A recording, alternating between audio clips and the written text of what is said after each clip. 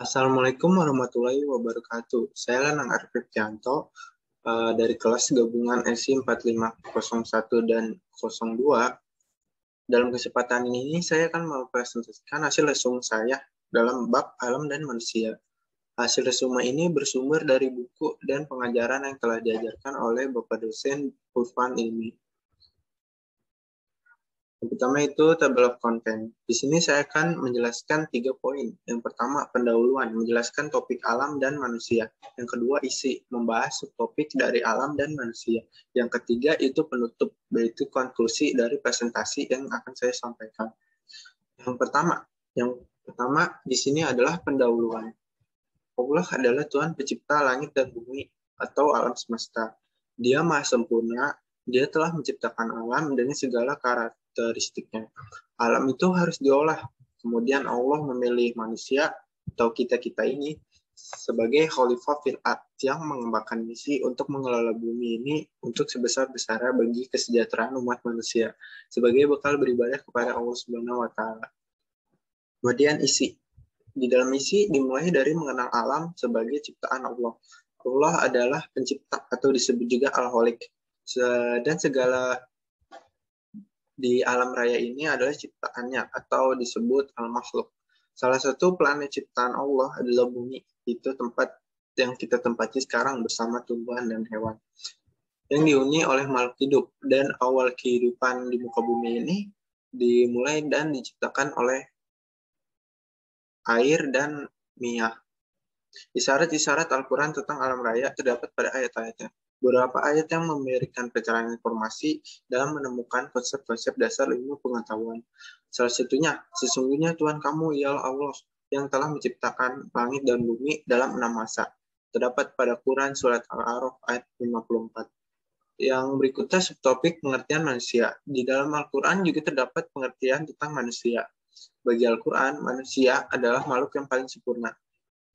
Terdapat di Quran Surat At-Tin ayat 4. Akan tetapi, derajat kesempurnaan itu akan runtuh bila manusia tidak menggunakan akal budi, jiwa yang sehat, atau panca indera yang dianugerahinya. Yang ketiga, yaitu proses penciptaan manusia. Proses penciptaan manusia, mula-mula Allah Subhanahu wa taala menciptakan Adam dari tanah dan kemudian ditiupkan rohnya. Sehingga Adam dapat hidup, mampu berpikir dan bertindak.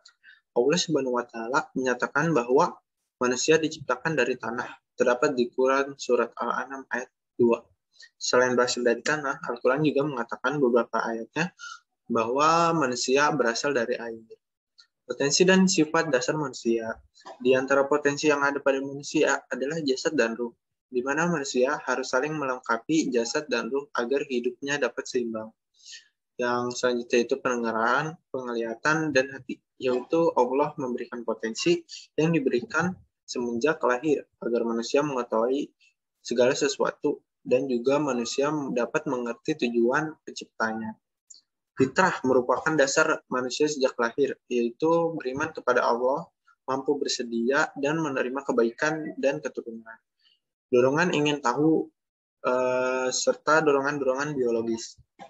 Dan manusia memiliki sifat dasar, disebutkan dalam Al-Quran, yaitu kulpesah atau halwa, yang selanjutnya lemah atau daifo, yang selanjutnya sibuk atau kabat, atau bodoh atau zalim. Selanjutnya tugas, peranan, dan fungsi manusia. Kita sebagai manusia merupakan hamba Allah Subhanahu wa taala, memiliki fungsi.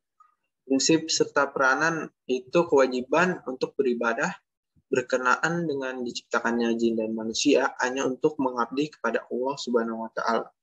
Diriwayatkan dalam Quran Surat Az-Zariyat ayat 56.